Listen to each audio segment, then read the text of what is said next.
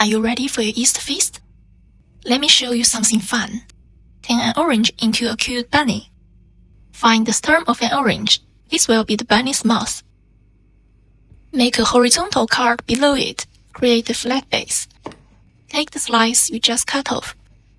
Trim it into an open mouth shape. These are the ears.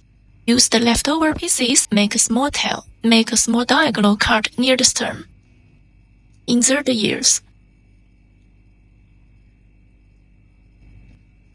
Make another cut on the other side.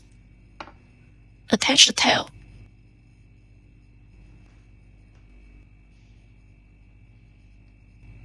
Type 2. Cut an orange into quarters.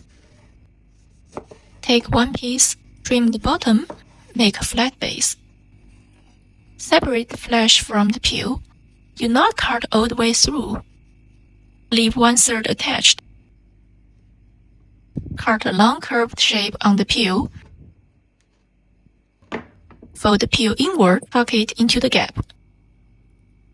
See? So simple. Follow me for more creative food ideas. I'll see you in the next one.